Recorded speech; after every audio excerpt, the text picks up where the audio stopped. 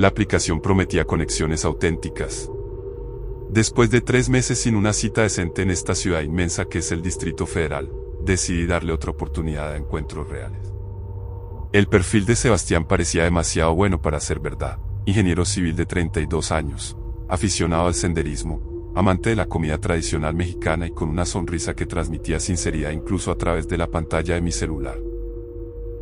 Nuestras conversaciones fluyeron naturalmente durante 2 semanas. Me contaba anécdotas de sus proyectos de construcción en La Condesa. Yo le escribía mis días como diseñadora gráfica en una agencia de Polanco. Compartíamos memes sobre el tráfico del periférico y nos quejamos de los precios desorbitantes de los departamentos en las colonias céntricas.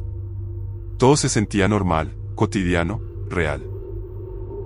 Cuando finalmente me propuso encontrarnos, sugirió un pequeño restaurante de comida oaxaqueña en la Roma Norte.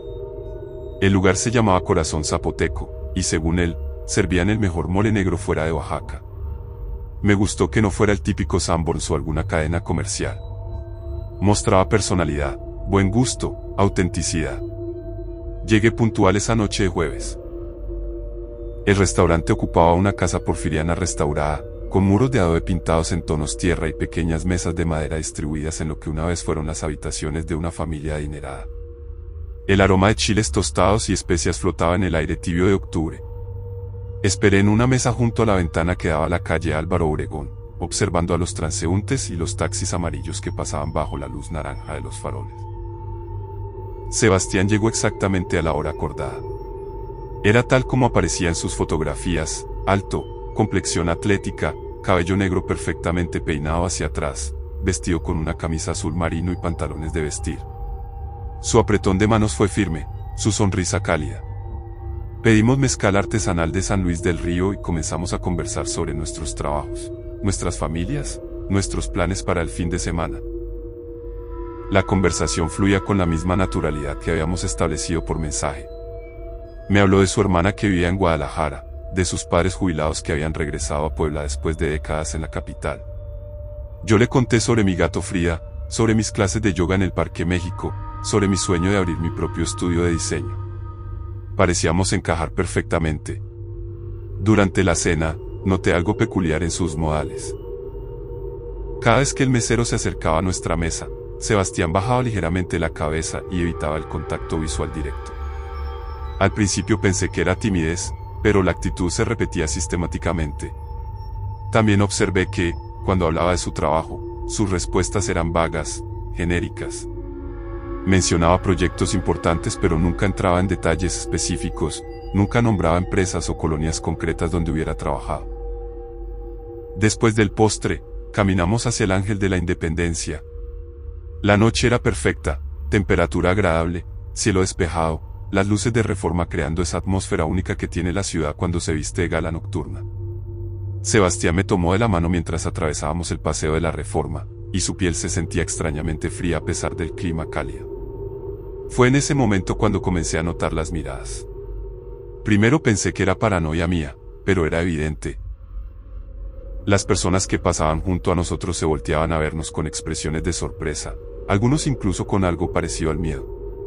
Una señora que vendía elotes en el camellón central nos miró fijamente y se persignó. Un grupo de jóvenes que salía de un bar se detuvo por completo cuando nos vieron pasar. Le pregunté a Sebastián si había notado algo extraño, pero él sonrió y me aseguró que era mi imaginación. Me explicó que probablemente era porque hacíamos una pareja atractiva, que era normal que la gente nos mirara.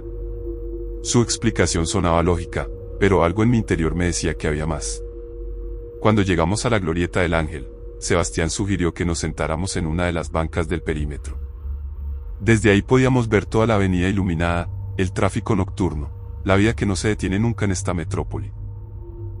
Me habló de sus planes futuros, de los lugares que quería conocer, de su deseo de formar una familia. Sus palabras eran hermosas, sus intenciones parecían genuinas, pero había algo en su presencia que me generaba una inquietud inexplicable. Fue entonces cuando me di cuenta de algo perturbador. En todas las superficies reflejantes que habían estado cerca de nosotros durante la noche, los espejos del restaurante, las ventanas de los comercios, el vidrio de los automóviles estacionados, yo aparecía claramente, pero él no. En los reflejos, parecía que yo estuviera sola, hablando con el aire, tomada de la mano de la nada. El terror comenzó a apoderarse de mí lentamente, como una corriente fría que subía desde los pies. Recordé las miradas de horror de las personas, los gestos de espanto, las persignadas de la señora de los elotes. No me miraban a mí con admiración, me miraban con lástima, con miedo, con la expresión que se reserva para alguien que ha perdido completamente la cordura. Sebastián continuó hablando, sus labios se movían, sus ojos me miraban con esa ternura que había captado mi atención desde el primer momento.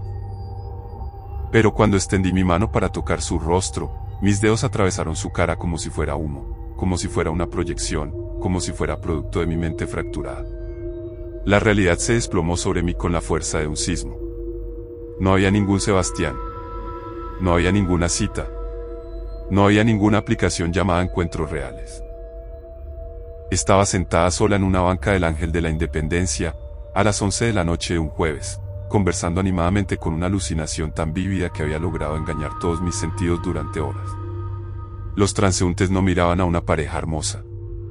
Miraban a una mujer que había perdido el juicio, que gesticulaba en el aire, que sonreía a la nada, que caminaba de la mano con un fantasma creado por su propia soledad desesperante.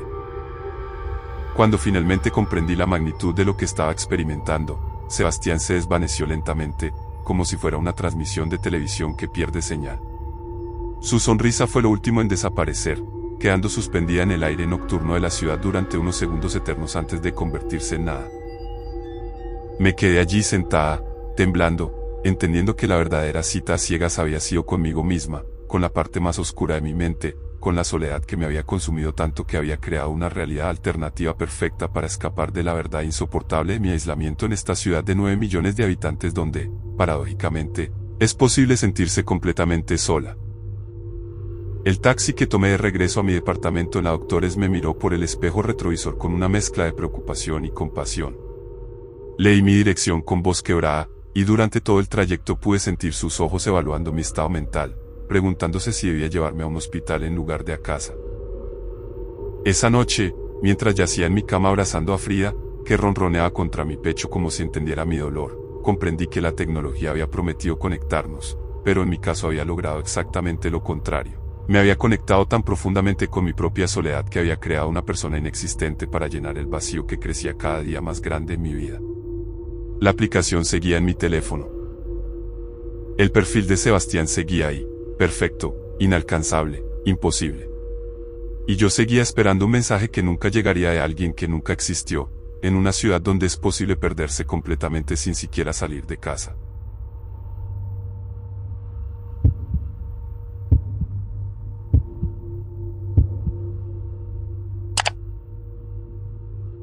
Después de 6 meses de trabajo intenso en el estudio contable de Microcentro, decidí que era momento de conocer gente nueva. Buenos Aires puede ser una ciudad solitaria cuando tu rutina se limita a la oficina en Florida y el departamento en Barracas. Mi hermana Lucía me insistió durante semanas que probara Conexión Porteña, una aplicación que según ella tenía éxito entre profesionales de la ciudad. El perfil de Valentina me llamó la atención inmediatamente. Arquitecta de 28 años, especializada en restauración de edificios históricos del casco antiguo. Sus fotos mostraban una mujer elegante, con el cabello castaño recogido en un rodete prolijo y una sonrisa que irradiaba inteligencia. En una de las imágenes aparecía frente al cabildo, en otra junto a los vitrales de la iglesia San Ignacio. Claramente era alguien que apreciaba la belleza arquitectónica de nuestra ciudad. Nuestras conversaciones por mensaje revelaron una afinidad sorprendente. Ambos éramos fanáticos del tango tradicional, ambos disfrutábamos de los domingos en San Telmo, ambos sentíamos fascinación por los palacetes abandonados de Barracas y San Cristóbal. Me contaba sobre sus proyectos de recuperación patrimonial. Yo le escribía mis rutinas de corredor nocturno por Puerto Madero y Costanera Sur. Cuando me propuso encontrarnos, sugirió el Café Tortoni un sábado a las 9 de la noche. Me pareció una lección perfecta, clásico, porteño, cargado de historia. Acordamos encontrarnos en la mesa del fondo, cerca del piano, donde según ella podríamos conversar sin el bullicio típico de los turistas que se concentran cerca de la entrada. Llegué unos minutos antes de la hora pactada. El Tortoni de noche tiene una magia particular. Las luces doradas crean sombras que parecen danzar entre las columnas de mármol, los espejos multiplican las conversaciones susurradas, el aire se espesa con el aroma del café tostado y los cigarrillos de los parroquianos que aún conservan esa costumbre europea. Me senté en la mesa indicada y pedí un cortado mientras esperaba. Valentina apareció exactamente a las 9. Era aún más hermosa de lo que sus fotografías sugerían. Vestía un abrigo negro que realzaba su figura esbelta, llevaba el cabello suelto cayendo en ondas suaves sobre los hombros, y sus ojos verdes brillaban con una intensidad que me dejó sin aliento. Su saludo fue cálido pero elegante, un beso en la mejilla que dejó un rastro sutil de perfume francés. Pedimos vino tinto de Mendoza y comenzamos a conversar sobre nuestras pasiones compartidas. Me habló de su proyecto actual. La restauración de una casona de principios del siglo XX en Barracas, cerca de donde yo vivía. Describía con detalle los trabajos de recuperación de las molduras originales, la restauración de los pisos de parquet de Petirivi, la limpieza de los vitrales emplomados. Su conocimiento era extenso, su pasión evidente. Durante la cena, noté algo peculiar en su comportamiento. Cada vez que alguien pasaba cerca de nuestra mesa, el mozo, otros clientes dirigiéndose al baño, el pianista durante sus pausas, Valentina pausaba su conversación y los seguía con la mirada hasta que desaparecían completamente de su vista. Al principio pensé que era simple curiosidad, pero la actitud se repetía sistemáticamente, como si estuviera vigilando constantemente nuestro entorno. También observé que, cuando hablaba de lugares específicos de Buenos Aires, sus descripciones eran extrañamente precisas para detalles arquitectónicos pero vagas para referencias cotidianas. Conocía la altura exacta de las columnas del Cabildo, pero no sabía en qué esquina estaba el kiosco más cercano. Podía describir el tipo de mármol usado en la escalinata del Congreso, pero no recordaba si había subte cerca. Después de la cena, propuse caminar por el casco histórico. La noche de octubre era perfecta para un paseo, temperatura agradable, cielo despejado, las calles empedradas brillando bajo la luz de los faroles coloniales. Caminamos por Defensa hacia Plaza Dorrego, donde algunos milongueros tardíos aún danzaban al son de un bandoneón melancólico. Fue durante esta caminata cuando comencé a notar las reacciones extrañas de las personas que nos cruzábamos. Los turistas nos miraban con expresiones de sorpresa, algunos incluso se detenían para observarnos pasar. Una pareja de ancianos que bailaba tango nos miró con una mezcla de asombro y terror. El bandoneonista dejó de tocar por un momento cuando nos vio y se persignó discretamente.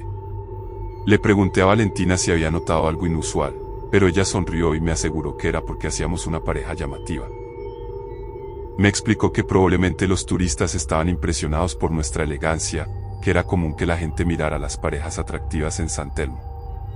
Su explicación parecía razonable, pero algo en mi interior me decía que había más.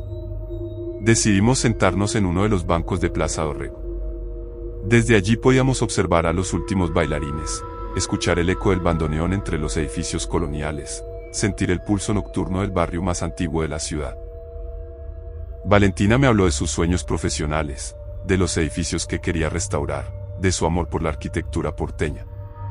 Sus palabras eran hermosas, su pasión contagiosa, pero había algo en su presencia que me generaba una inquietud creciente. Fue entonces cuando me di cuenta de algo escalofriante. En todas las superficies reflejantes que habían estado cerca de nosotros durante la noche, los espejos del Tortoni, las vidrieras de los anticuarios de Defensa, los cristales de los automóviles estacionados, yo aparecía claramente, pero ella no. En los reflejos, parecía que estuviera solo, conversando con el vacío, caminando acompañado por una sombra invisible. El horror comenzó a crecer en mi pecho como una marea fría. Recordé las miradas de espanto de los transeúntes, las expresiones de terror de los bailarines, la persignada del bandoneonista. No nos miraban con admiración, me miraban a mí con lástima, con miedo, con la compasión que se reserva para alguien que ha perdido completamente el juicio. Valentina continuaba hablando, su voz melodiosa resonaba en mis oídos, sus ojos verdes me miraban con esa intensidad que había captado mi atención desde el primer momento. Pero cuando extendí mi mano para tocar la suya, mis dedos atravesaron su piel como si fuera vapor, como si fuera una proyección, como si fuera producto de mi mente quebrada por la soledad. La verdad se desplomó sobre mí con la fuerza de un derrumbe. No había ninguna Valentina. No había ninguna cita. No había ninguna aplicación llamada Conexión Porteña. Estaba sentado solo en un banco de Plaza Dorrego, a medianoche de un sábado, manteniendo una conversación animada con una alucinación tan perfecta que había engañado todos mis sentidos durante horas. Los turistas no miraban a una pareja elegante. Miraban a un hombre que había perdido la cordura, que gesticulaba en el aire, que sonreía a la nada, que caminaba de la mano con un fantasma nacido de su desesperación por compañía. Cuando finalmente comprendí la magnitud de mi estado mental, Valentina comenzó a desvanecerse gradualmente, como si fuera una fotografía que se descolora con el tiempo. Su sonrisa fue lo último en desaparecer, flotando en el aire húmedo de la madrugada porteña durante unos segundos eternos antes de convertirse en nada. Me quedé allí sentado, temblando, entendiendo que la verdadera cita a ciegas había sido conmigo mismo, con la parte más oscura de mi psique, con la soledad que me había consumido tanto que mi mente había creado una compañera perfecta para escapar de la realidad insoportable de mi aislamiento en esta ciudad de 3 millones de habitantes donde, paradójicamente, es posible sentirse completamente solo. El remis que tomé de regreso a Barracas me miró por el espejo retrovisor con una mezcla de preocupación y compasión profesional. Le di mi dirección con voz quebrada, y durante todo el trayecto por la autopista 25 de Mayo pude sentir su evaluación silenciosa de mi estado mental, probablemente preguntándose si debía desviar hacia el hospital Borda en lugar de llevarme a casa. Esa madrugada, mientras yacía en mi cama escuchando el murmullo lejano del río de la Plata que llega hasta Barracas en las noches silenciosas, comprendí que la tecnología había prometido conectarnos con otros, pero en mi caso había logrado exactamente lo contrario. Me había conectado tan profundamente con mi propia soledad que había fabricado una persona inexistente para llenar el vacío que crecía cada día más grande en mi vida. La aplicación seguía en mi teléfono. El perfil de Valentina seguía ahí, perfecto, inalcanzable, imposible. Y yo seguía esperando un mensaje que nunca llegaría de alguien que nunca existió, en una ciudad donde es posible perderse completamente sin siquiera alejarse de los lugares más concurridos y llenos de vida.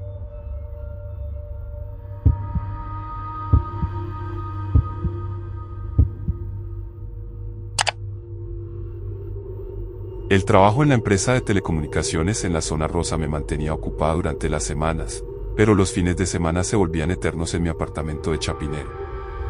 Después de mi ruptura con Andrés en febrero, había evitado las aplicaciones de citas, pero la soledad de los sábados bogotanos me convenció de darle una oportunidad a Alma Gemela, una plataforma que prometía conexiones auténticas basadas en compatibilidad psicológica. El perfil de Santiago me intrigó desde el primer momento.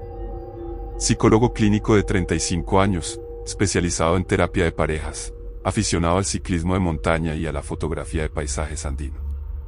Sus imágenes mostraban a un hombre sereno, de barba cuidada y sonrisa genuina, siempre en entornos naturales, el cerro de Monserrate al amanecer, las lagunas de Siecha, los páramos de Chingaza. Era evidente que amaba la naturaleza que rodea nuestra sabana cundiboyacense. Durante 3 semanas mantuvimos conversaciones profundas sobre psicología, filosofía y los desafíos de vivir en una ciudad de 8 millones de habitantes ubicada a 2.600 metros de altura. Me hablaba de sus pacientes sin violar la confidencialidad. Yo le contaba sobre los retos de mantener conectada a toda Colombia desde nuestras torres de telecomunicaciones. Compartíamos la fascinación por la complejidad humana y la nostalgia por los paisajes rurales que ambos habíamos dejado atrás. Cuando finalmente propuso encontrarnos, sugirió la librería Lerner de la zona rosa un domingo a las 4 de la tarde. Me pareció una elección perfecta, un lugar tranquilo, intelectual, alejado del bullicio típico de los centros comerciales. Acordamos encontrarnos en la sección de psicología, donde según él podríamos hojear algunos libros mientras conversábamos. Llegué puntual esa tarde de noviembre. Bogotá estaba envuelta en esa neblina característica que hace que la ciudad parezca suspendida entre la tierra y las nubes. La librería tenía esa atmósfera acogedora que solo logran los espacios llenos de conocimiento, el aroma del papel, el murmullo suave de lectores concentrados, la luz cálida que filtraba entre los estantes altos cargados de sabiduría. Santiago apareció exactamente a la hora acordada. Era tal como aparecía en sus fotografías. Estatura media, complexión atlética del ciclista habitual, vestido con una chaqueta de paño y jeans oscuros. Sus ojos cafés transmitían la serenidad que esperaba de un psicólogo experimentado. Su saludo fue cordial pero contenido, un apretón de manos que duró unos segundos más de lo usual. Comenzamos recorriendo las secciones de la librería mientras conversábamos sobre autores favoritos. Me recomendó algunos textos de Viktor Frankl.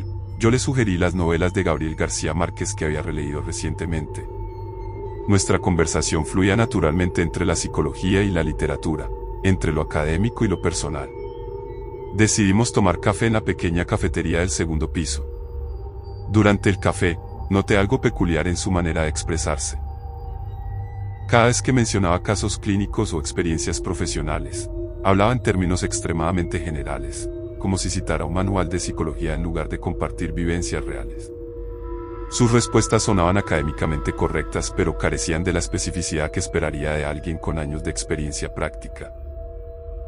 También observé que, cuando hablaba de lugares específicos de Bogotá, sus descripciones eran extrañamente vagas para alguien que supuestamente había vivido toda su vida en la ciudad. Conocía los nombres de los barrios principales pero no los detalles cotidianos. No sabía cuál Transmilenio tomar para llegar a ciertos lugares.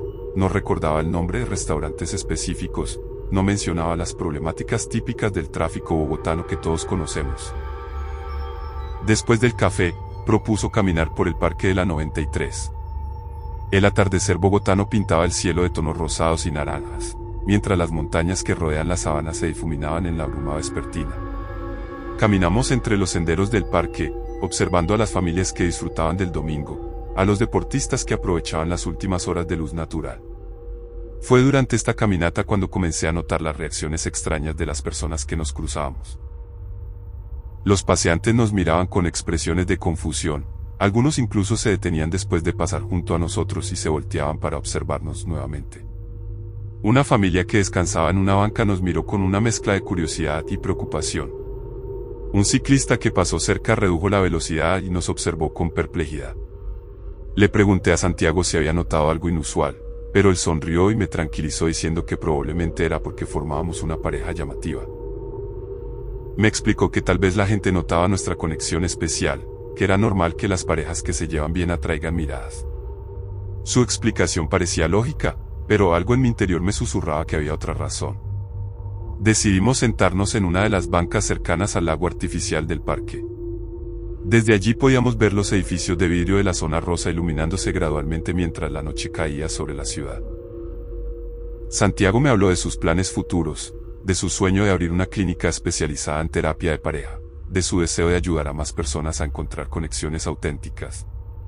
Sus palabras eran hermosas, sus intenciones nobles, pero había algo en su presencia que me generaba una inquietud inexplicable. Fue entonces cuando me di cuenta de algo aterrador. En todas las superficies reflejantes que habían estado cerca de nosotros durante la tarde, los espejos de la librería, las ventanas de la cafetería, el cristal de los automóviles estacionados en el parque, yo aparecía claramente, pero él no. En los reflejos, parecía que estuviera sola, leyendo libros en soledad, conversando con el aire, caminando acompañada por una presencia invisible. El pánico comenzó a apoderarse de mí gradualmente, como el frío bogotano que se cuela por las rendijas. Recordé las miradas de confusión de los paseantes, las expresiones de preocupación de las familias, la perplejidad del ciclista. No nos miraban como a una pareja especial, me miraban a mí con la compasión que se reserva para alguien que ha perdido completamente el contacto con la realidad. Santiago continuó hablando, su voz tranquila resonaba en mis oídos, sus ojos cafés me miraban con esa serenidad profesional que había captado mi atención desde el primer momento. Pero cuando extendí mi mano para tocar su brazo, mis dedos atravesaron su chaqueta como si fuera niebla, como si fuera una proyección mental, como si fuera producto de mi psique fracturada por el aislamiento.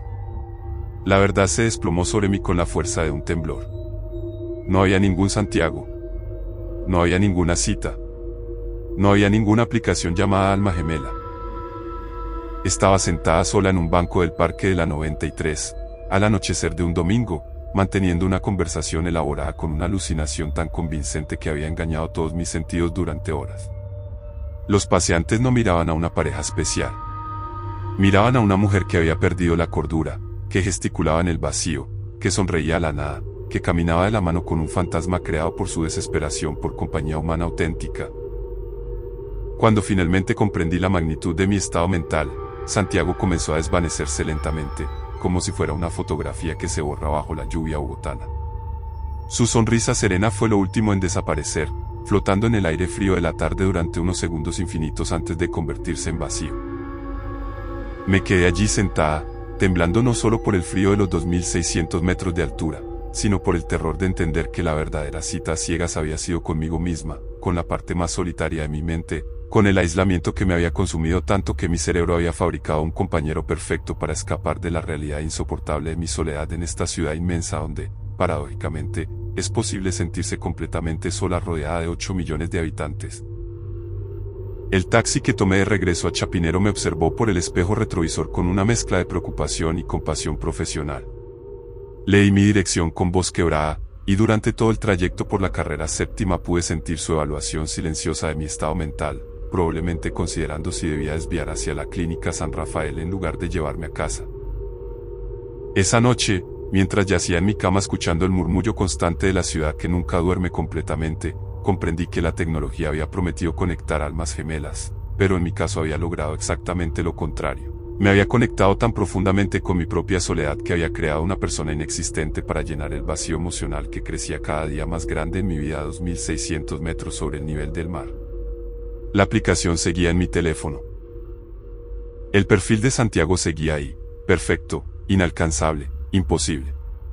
Y yo seguía esperando un mensaje que nunca llegaría de alguien que nunca existió, en una ciudad donde es posible perderse emocionalmente sin siquiera alejarse de los lugares más concurridos y socialmente activos de la capital.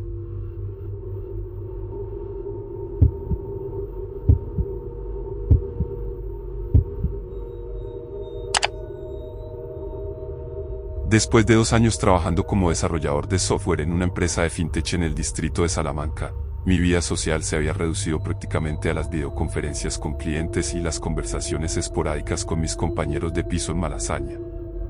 Madrid puede ser una ciudad abrumadoramente solitaria cuando tu rutina oscila entre las oficinas modernas de las Torres Business Area y el pequeño apartamento compartido en la calle Fuencarral.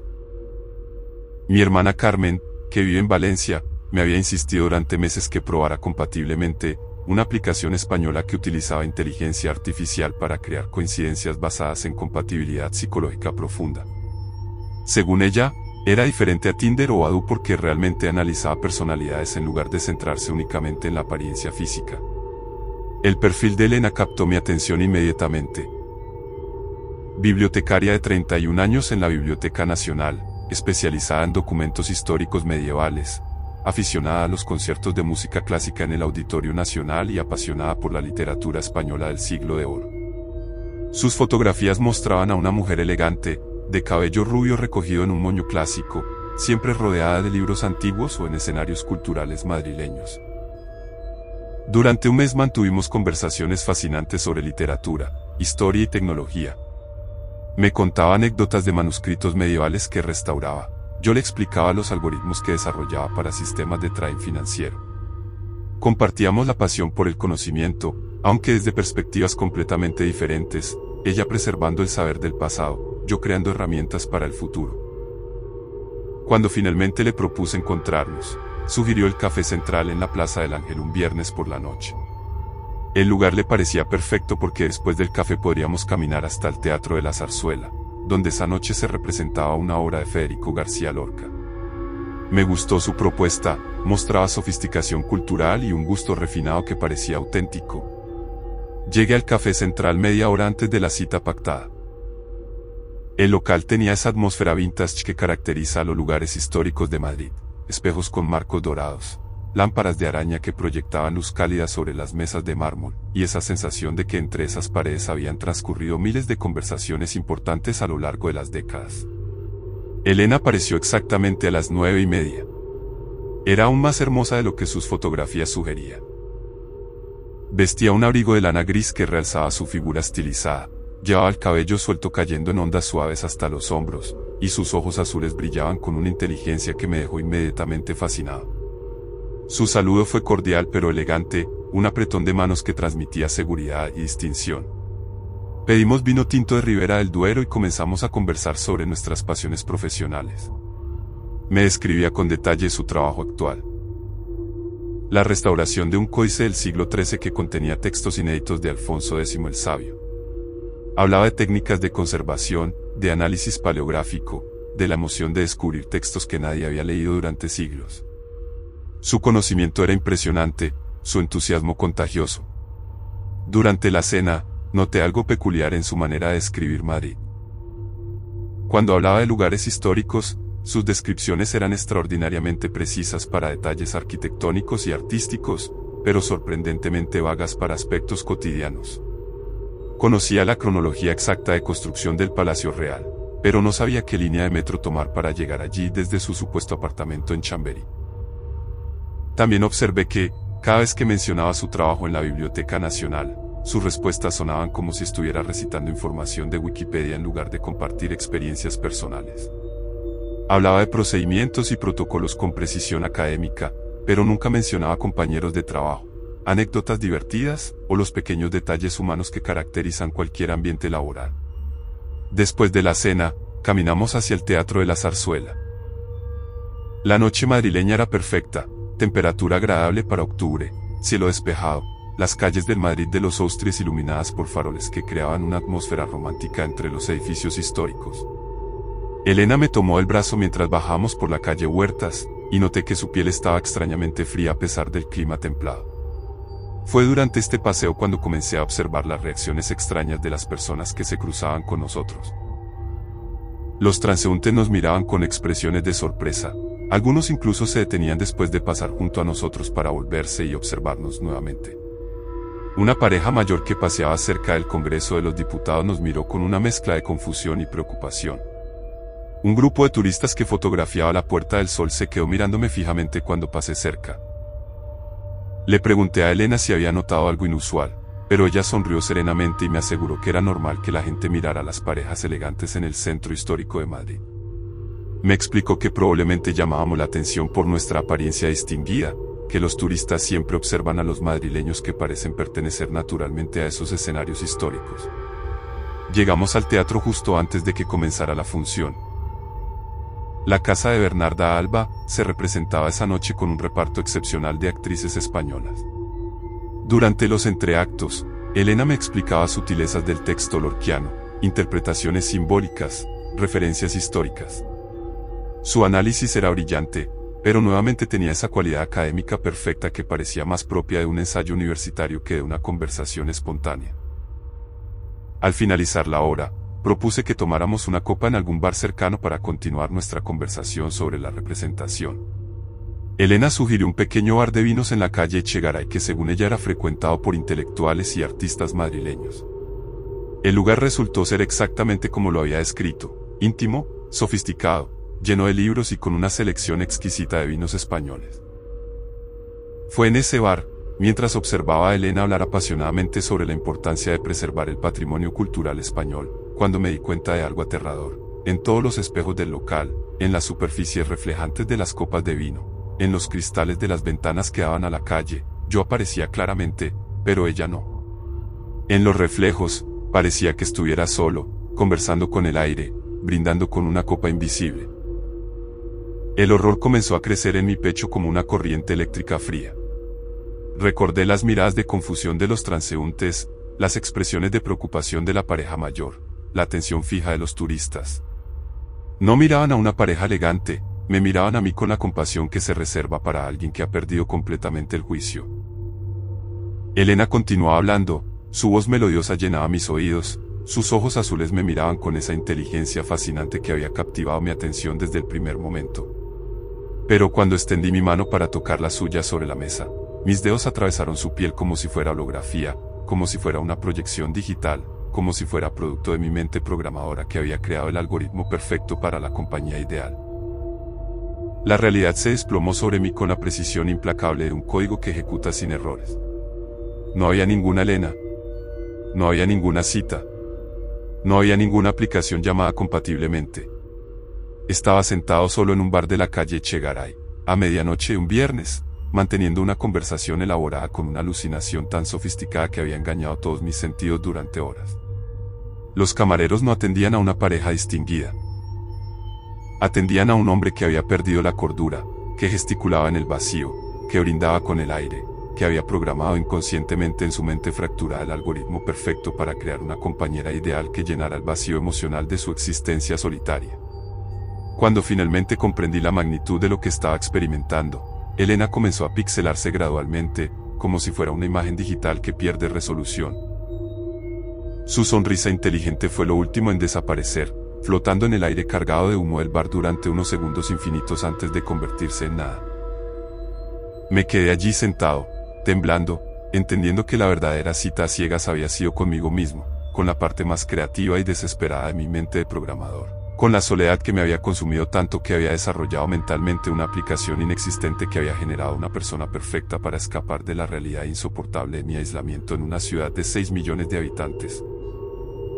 El taxi que tomé de regreso a Malasaña me observó por el espejo retrovisor con una mezcla de preocupación profesional y compasión humana.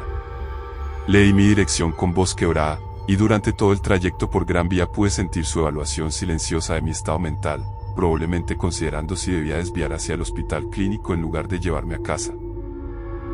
Esa madrugada, mientras yacía en mi cama escuchando los sonidos nocturnos de Madrid que se filtraban por la ventana de mi habitación en el 5º piso, comprendí que había programado inconscientemente el algoritmo más sofisticado de mi carrera, uno capaz de generar una compañera perfecta que existía únicamente en mi mente aislada por el exceso de tecnología y la falta de conexiones humanas reales.